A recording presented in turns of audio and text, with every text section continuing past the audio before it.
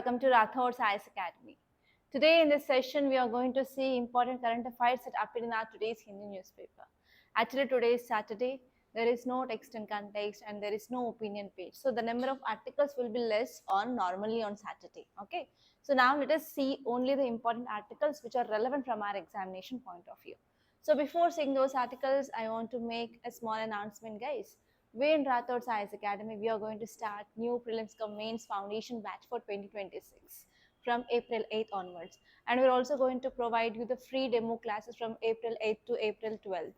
So try to utilize that opportunity and you can visit our academy. And if you have any queries, you can directly talk to me and you can sit in the class and you can listen for the free demo classes for sure. Okay, so now let us see the first important article. So see the title, guys. Title says free speech is an integral part of healthy society, says Supreme Court. So what is the keyword here? Keyword is free speech. So is there any of our subject which is talking about this free speech? Yes, if you are talking about this free speech, in which subject you will be saying this? From GS paper to under polity. So in polity also, in which chapter you will be seeing this, guys? Yes, in your fundamental rights. Fundamental rights comes under part 3 of our constitution. And which articles talks about this? Article 12 to Article 35 of Indian Constitution. So all these articles which talks about your fundamental rights, right? Okay, so if you're talking about free speech, which article talks about it? Yes, Article 19(1) subclass A talks about right to free speech and expression. That is nothing but freedom of speech and expression, which talks about this in Article 19(1) subclass A. So here what you have to see? So first you have to see about the present context, why it is in news. You have to see about the present context, why it is in news. And next, what you have to see is what exactly this Article 19(1) subclass A talks about. And are these fundamental rights absolute? They are not absolute, right? That means there are some reasonable restrictions which can be imposed on this. So you have to see what are the reasonable restrictions on this Article 19(1) subclass A. Okay, so if possible, you have to see some other Supreme Court judgments which talked about this freedom of speech and expression. You have to do some search and you have to write there are 3 important judgments regarding this freedom of speech and expression. For example, we have Shreya's single case. Apart from that, we have other 2 judgments. You have to see that and you have to make a note of that. Okay, so all these are very, very important. And today I gave mains question regarding this free speech for this offline and online students, guys. So focus on this article. Okay, now let us see the context. So here Supreme Court of India has reaffirmed the importance of free speech in a democratic society. In a democratic society, a free speech is very, very important. So that is the thing once again said by now Supreme Court. Why? Because Supreme Court squashed down a case, that is a criminal case, against one MP, and that name of that MP is Imran Pratap Gadi. So actually, one case was initiated against him by Gujarat police. Why? Because Gujarat police accused that. So this person, he want to incite something wrong in the society through a poem, okay, about suffering injustice with love. So because of this, here Gujarat police accused this person, and finally that criminal case had been squashed by Supreme Court now. Okay, and Supreme Court said that yes, freedom of speech and expression is very, very important. Okay, so this is the present context, guys. And if you see some basics regarding this article, so before that, what are some important points which are said in this article here is, so free speech is a cornerstone. So actually Supreme Court said that the cornerstone of our democracy is freedom of speech and expression. So every citizen need to have this freedom of speech and expression. So you have to make a note of this keyword, that is cornerstone of democracy. And this article also suggested that a vibrant society thrives on diversity of thought and creativity. Yes, you all know that India is famous for unity in diversity. For example, we have different religious people, different language people, okay, different culture people. They are living together. That means the freedom of speech and expression is very, very important for maintaining the social fabric of a society. And next one here is next important point that you have to remember is now Supreme Court emphasizes on judicial responsibility and is also presenting a great avenue for improving of accountability in law enforcement action. And courts, they also urged to safeguard the rights of individual against wrongful accusation driven by sensitive political climates or public sentiments. So if there are any wrongful cases which had been filed means who is responsible here? Judiciary is responsible. Judiciary is accountable. So that is the thing that had been reflected clearly in this case by Supreme Court squashing this criminal case against that so and so MP. Okay, and now let us see some facts regarding this freedom of speech and expression. So which article it is talking about? That is Article 19(1) subclass A of our Indian Constitution. Okay, so what is the essence of this free speech? Free speech, it is the ability to think and speak freely and to obtain information from others through publications and public disclosure without fear of retribution or restrictions or repression by the government. So I said I gave you a question, right? So you can write about Article 19(1) subclass A for sure. So in our answer writing class also, I said clearly about how you have to write polity related answers. So introduction, you have to include this articles of Supreme Court judgments. So here you have two things you can write in introduction. First one is Article 19(1) subclass A, and this one is I said about three Supreme Court judgments are there regarding this freedom of speech, right? So you can use them also. Okay, and next, if you see in detail about this Article 1 subclass A, so this article of Indian Constitution states that citizens shall have right to freedom of speech and expression. And what is the philosophy? So actually the philosophy behind this article is lies in our preamble of the Constitution. And next, if you see what are the aspects which are included in this 19 Article 1 subclass A is freedom of press, freedom of commercial speech, right to broadcast, right to information, right to criticize, and right to expression beyond national boundaries, right not to speak or right to silence. So all these are the rights which are included in this Article 1 subclass A. So actually from this point, you may also get prelims based question.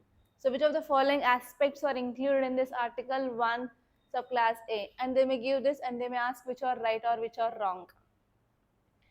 Okay, now if you see the essential elements of this Article 1 subclass A, so this right is available only to citizens of India. So if you see our fundamental rights, whether all its articles from Article 12 to Article 35 are available to everyone, like individuals who are belonging to Indians and foreigners? No. So there are certain rights which are given only for Indians. So one such a right is Article 19. So here you have to see about which are the other articles available only for Indians. That is clearly given in your Lakshmikant, and if you know, please comment it in the comment box. And this one is it includes the right to express one's views and opinions at any issue through any medium. For example, by talking or by writing something or by printing, by picture or by film or by a movie, etc. And next one is this right is however not absolute. Okay, because fundamental rights are not absolute. There can be some reasonable restrictions imposed by the government. Okay, so here you have to see about what are the reasonable restrictions. For example, national security, sovereignty of India, integrity, public order. Okay, so those will be the normally the restrictions, reasonable restrictions. And now let us see the next article.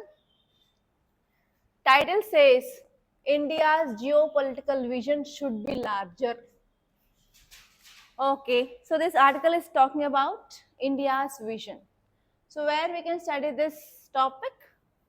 India's geopolitical vision. So the keyword here is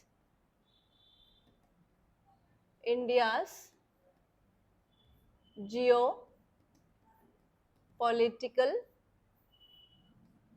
vision.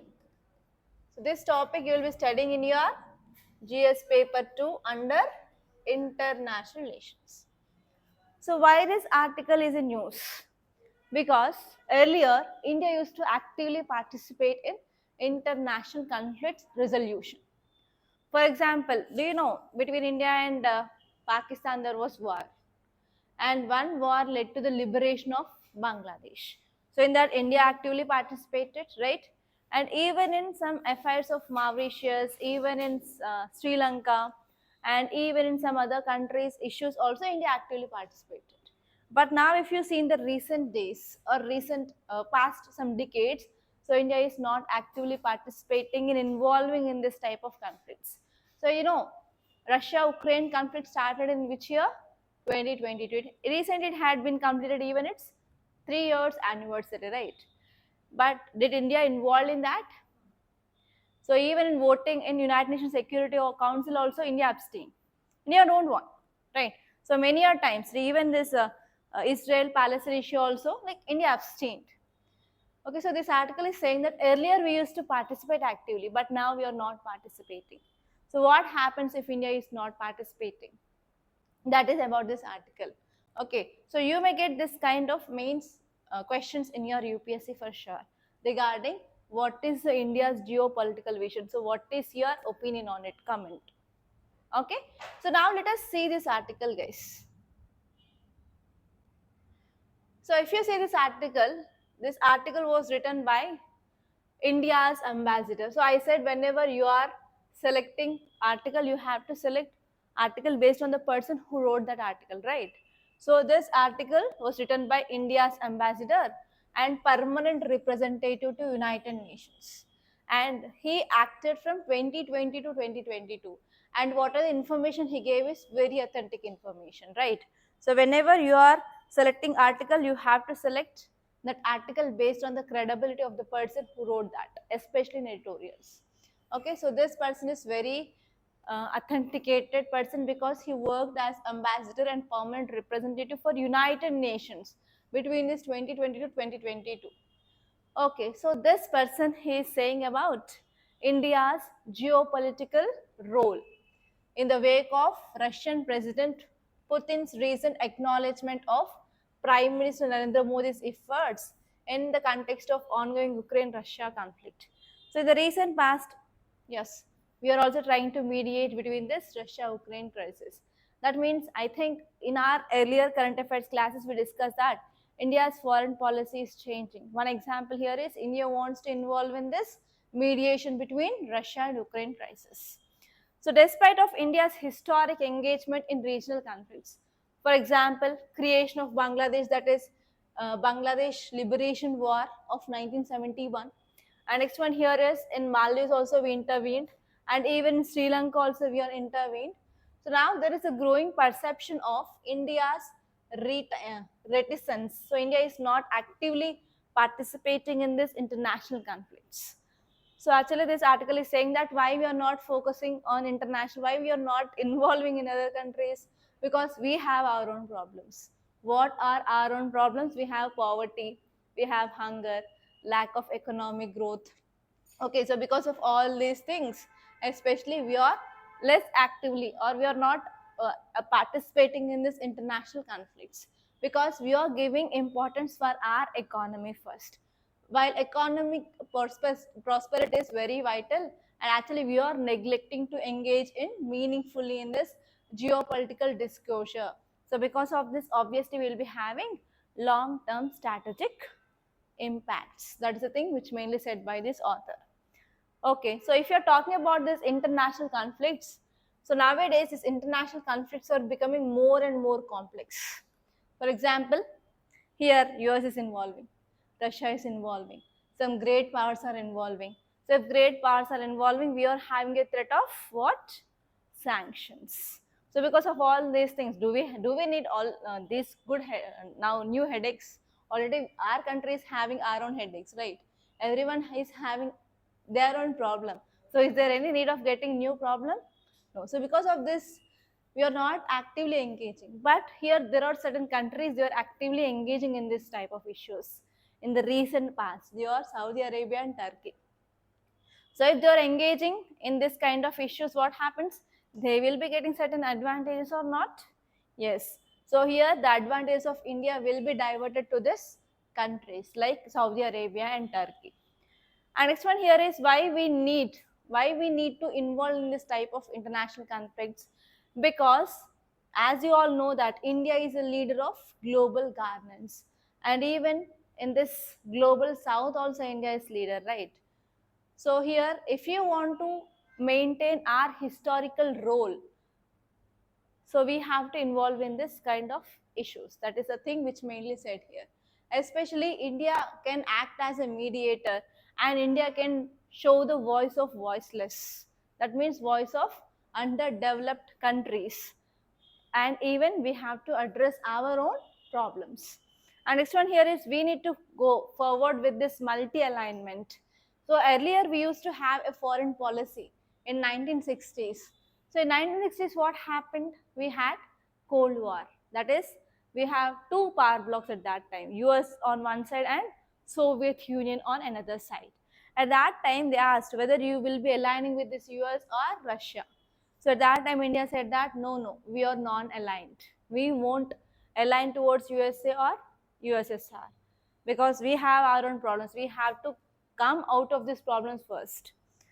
And now, if you are focusing on this non-alignment, is that good for a country? No. So we have to come up with multi-alignment. That means we need to develop our relations with different countries. That is called as multi-alignment. How we can improve our relations? If you're sitting in your home and if you want more friends, do we have the friends? If you're going to the parties and if you are going to other areas and if you're socially active, then you will be getting more number of friends. If you're not having any social media account, if you think how can I get friends, do you get the friends? No. So that is nothing but multi-alignment, especially if India is involving in this kind of international conflicts, and whenever India is mediating this kind of conflicts, then we will be getting in touch with different countries who are present there, so that what happens, we can improve our base of friends, right? Okay, next one here is India already have a potential as a mediator, and India can properly communicate with this Russia and Ukraine now, so that we can have a unique position for the mediation for ongoing conflict. Okay, and next one here is, this article is saying that urgent action we have to take. We should not sit idle. So we have to assume the leadership roles in the various conflicts, and India need to act to reclaim its space in the global discourse. So already, because of inactive, lots of price we already had paid. So we should not take any chance. We have to involve in this type of mediation, so that we can increase our expansion, increase our power in this global governance. So that is the thing which mainly said here. And now let us see the next article. Title says advantage China in Africa's nuclear energy market race. So this article is also very important, guys. So keyword here is Africa's nuclear energy. First keyword is Africa's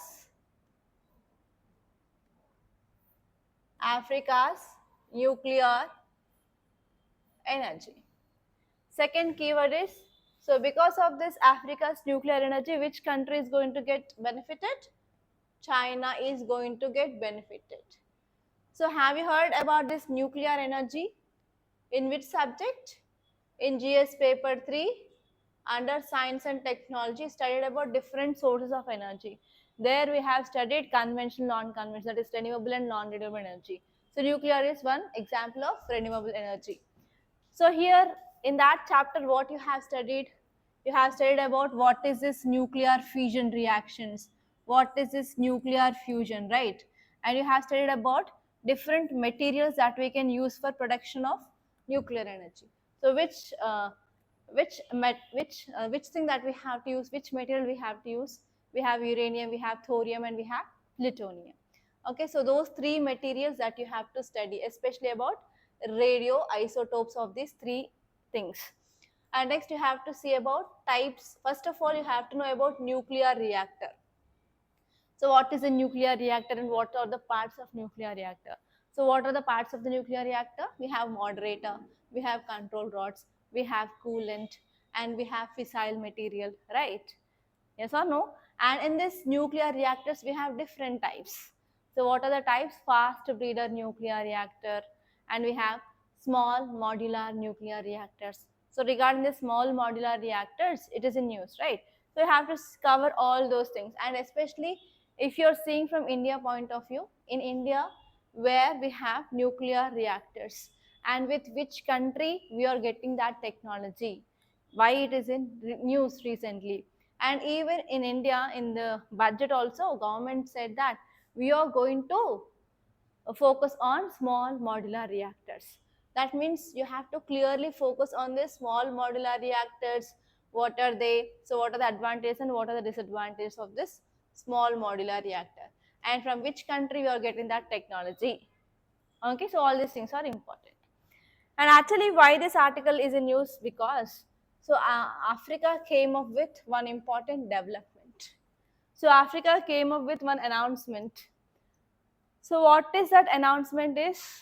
Yeah, so see in this paragraph, according to some estimates, Africa is expected to generate 15,000 megawatts of nuclear energy by 2035. Okay, so now why we need this nuclear energy? We have to decrease carbon dioxide emissions, and we have to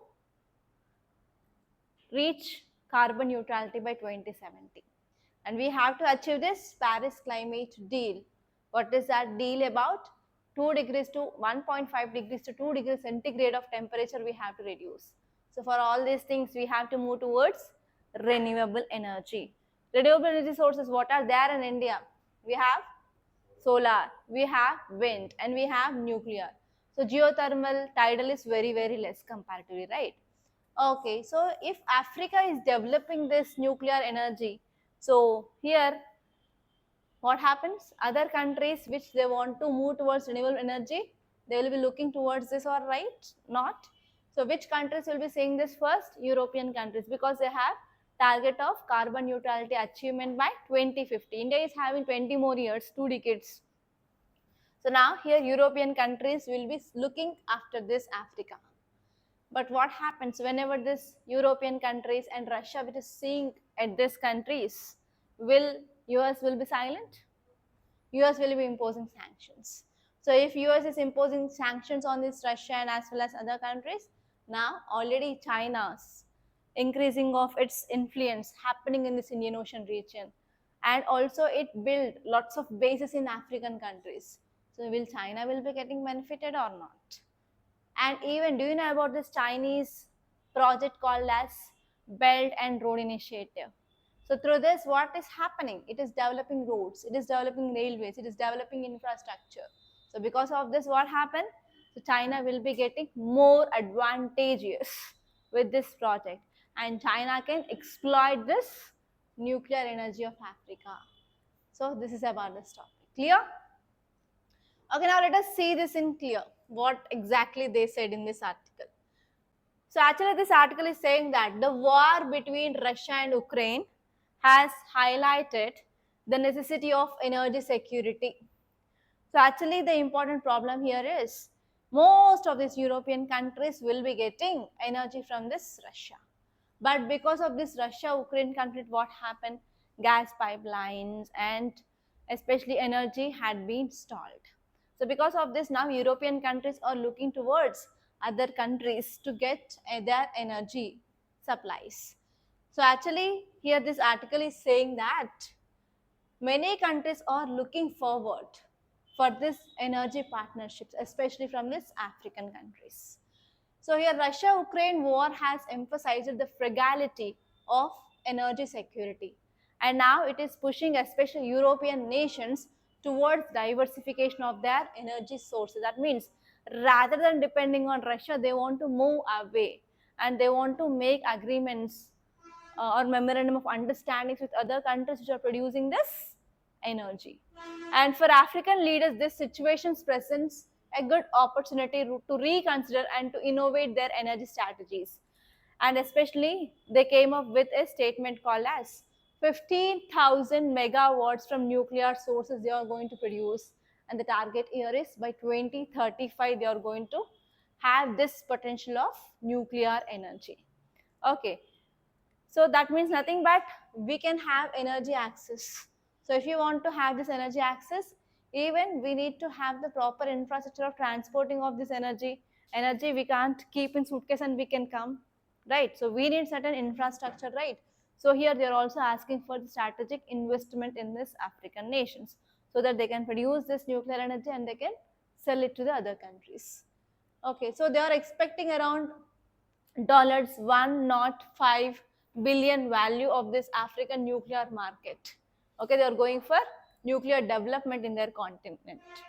So actually what happened, China wants to increase its expansion even this in this African countries to exploit this nuclear energy. And what they are doing, they are offering educational scholarships and as well as training programs so that they can generate nuclear engineers and specialists in these African countries. If they're generating this nuclear engineers, what happened? That country will be favoring towards this China, obviously, right? And next one here is, if you see the current geopolitical implications, so we actually they are going for developing in this West Asian regions, and especially West Asian regions will be having influence of Russia. So especially if there is influence of Russia, what happens? US will be imposing sanctions there, right? So because of this, actually the pro-Russian states, they are having certain problems of sanctions. So because of this now, this West Asia is West Asia, which is opening doors for this China to become, sorry, West African nations which are providing doors for this China to become a more preferred partner. Okay, and actually they are having certain problems regarding infrastructure of developing of this nuclear things. So already you know that China is very fast in development of infrastructure. So within 2 to 3 days they will build like 20 to 25 floors of building. It is not at all possible in India, right? So but they are having very advanced technology, so that here actually whatever the deficit is, their infrastructure deficit is there in these African nations, so it will be built by this China, so that they will be getting full benefits of this nuclear investment there. And one example that you can quote is China's Belt and Road Initiative. It is very much helpful for efficient distribution of nuclear generated electricity throughout the continent. So here who will be getting the more advantage because of the statement of Africa? That is China. And now let us see the next article.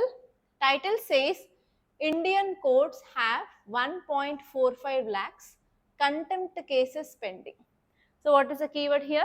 Contempt of court. Keyword is contempt of court. So in which subject you will be seeing this? Polity. From GS paper 2 under polity, you will be studying this topic, guys. Okay, so what are the dimensions you have to see? You have to understand what is the meaning of contempt first. Without knowing meaning, so can you do anything? No, right? So contempt of court is nothing but sometimes whenever judge who gives the final judgments. Okay, so the particular party people, if they are not following the judgment, that means they are decreasing the value of court, right? That is called as contempt. Okay, for example, some people directly scolding the judges. So is that right? No. So whenever they are directly scolding the judiciary or the judges, again that will lead to the decreasing of the value of court and as well as judges, right? That will also comes under contempt. Okay, so here we have different types of contempt. Two types.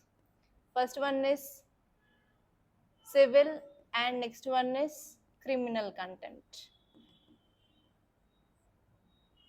So you have to see those. Civil means nothing but whenever the judgment which is given by the so-called judge. So if you are not following that judgment, it is called as civil contempt. But directly if you are scolding the judge, or if you are scolding this judiciary, courts, everything, if you are doing certain activity which is decreasing the value of that judiciary, means that comes under criminal contempt. Okay. And next one is, yes, I am saying court, contempt of court, civil contempt, criminal contempt. So where it was written, that means you have to see where it was written, right? So you have to see about constitutional provisions and whether there are any laws regarding this contempt of court or there or not. So all these things that you have to see, guys. Okay, now let us see this article clearly. Okay, contempt of court is nothing but, so through this process of contempt of court, here court seeks to protect judicial institutions, especially from attacks and as well as unwarranted criticism. That means nothing but criticizing the judges. So the judgment is favor to that so and so person, judgment is not favor to this victim, like that. And next one is, it is a legal mechanism to punish the people who lower the authority of the court. Okay, they want to protect themselves and they want to protect the judges and they want to even maintain the proper authority of that court so that they can punish someone who does this. This is called as contempt of court. So what is the statutory basis? So we have Article 19 subclass 2 of Indian Constitution, and even we have Article 129 and 215. So these are the articles where it says about this contempt of court. And even we have Contempt of Courts Act of 1971 also, which gives the statutory backing to this contempt of court. And next one is, what are the different kinds? As I said, civil contempt and criminal contempt.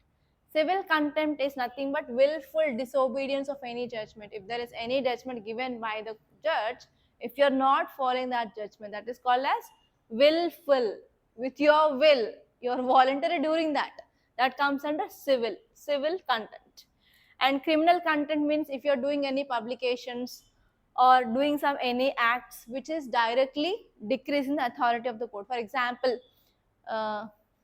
if you're scolding a judge, if you're scolding the so and so court authorities, throwing stones on the judges, like that. Okay, which mainly decreases the authority of any court, that comes under criminal contempt. And next, see this article, very important. 1 in 5 parents in India faces parenting challenges. CBSE survey. So actually, parenting challenges. So especially parents will send their children to schools, right? And they'll think that they will be getting good manners, discipline, education, knowledge, everything from the schools. Is that right, that if you leave your children for the schools, is that right? No. So after coming back from the schools, it is a responsibility of parents to make them do the activities and to make them sit and at least study for the examinations. And after coming home, so they have to maintain a proper timetable, like the time should be given for playing activities, time should be given for the dinner time, and the time should be given for completion of their homework and revision. So everything, the teacher will not come to your home and they will be planning all these things, right? So if there is no proper time management after once children come to home, will they excel in the academics? Will they do the revision? Will they complete their homework? Especially take you and me as example. We used to run and we used to play. So what are the time we'll be getting? We'll be trying to spend that time for our enjoyment, for our entertainment, watching TV, especially serious girls, serials, yes or no, along with their mother.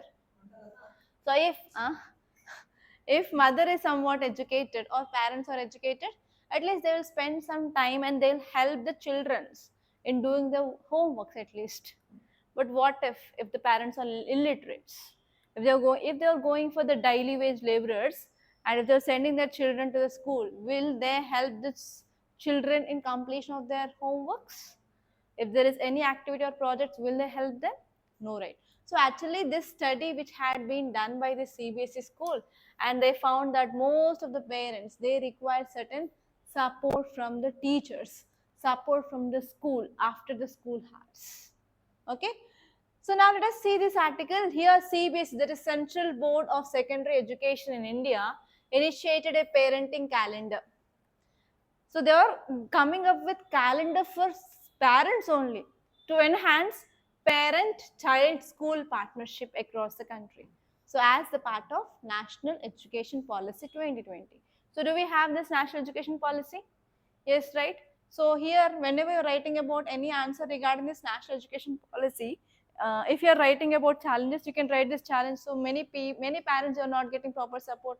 So in measures, can you write about this thing, that is parenting calendars? Are you getting my point? So you have to write about this parenting calendar as one measures, so which had been started by CBSE. So in the same way here we have to implement in the state board also, so that we can improve quality of education in our country. Okay, so whenever you're writing about problems of our education, parents are illiterate. So if parents are illiterate, they can't provide everything for the children. So they will be leaving everything for the private tutors or like school management, right? So here, as this CBSE came up with some measures, so in the same way we can implement this kind of measures throughout our country, so that we can improve education. Can you write? So if you're writing that point, will examiner will be feeling happy? Yes or no? Okay, so like that you have to use this case studies, guys. So if you see the points here, so this article is saying that the survey results shows that although a significant majority of parents, they feel empowered to manage their children's education, many people are expressing that they need a structured guidance. So this indicates that there is a gap in practical knowledge or support resources. Okay, because many parents are illiterate, some people they will be not getting time to spend with their child. So how can they sit and explain everything? So for them they need a structured planning. And next one here is, the survey revealed that 54.4% of parents they feel confident in managing the behavioral issues, so especially children who are going to school. So have you seen this Hi Nana movie? So in that Hi Nana movie, in the first introduction, she will be sitting and she will be having her food, and at that time she says, what she says, ఎక్కడి నుంచి వచ్చాడో తెలియదు ఒక అబ్బాయి నాకంటే 1%తో నన్ను beat చేశాడు. So she'll feel moody. So the behavior of that children will be changes, right? So if something is happening wrong in the schools, what happened? The behavior of child will be getting changed, right? So will the parents clearly knows what is happening in the school? So if they say, then only the parents know. So if parents are not having a proper time, or if they're not having the proper bond with their children, do they know what is happening wrong in the schools? No. So for them, we need proper interaction between the teachers and as well as students and also the parents. Okay, that is the thing which mainly said. And next one is, especially we need to have the easy access to academic resources, tutoring and specialized workshops for even parents also, so that will be overall improving of child performance in the schools. And next one here is, communication is very much important. So if parents are not having proper communication, like if you have seen many movies, especially some parents will be very arrogant, some parents will be very sensitive, right? So if the parents are arrogant, how the child's behavior will be? Will they share everything? No, right? If they are sensitive and if they understand, if they are friendly with their children, then only they will understand and they will tell what problems they will be having, right? So here especially teachers and the school management should make the parents to learn about the communications, how you have to communicate with your children. Okay, and especially better communication will leads to stronger relationship, and even if you're having any problems, it is easy to resolve that conflicts, right? So easily conflict resolution will happen, so that what happen, behavior management will happen, and even emotional bond between the parents and children will be also getting strengthened. And next here, teachers need to assist especially parents regarding time management. So once the school ends at 5 o'clock or 5 p.m. in the evening, then after that, what should be the timetable followed by the parents? So that should be same for all the students of that class, so that we can promote the same thing. Okay.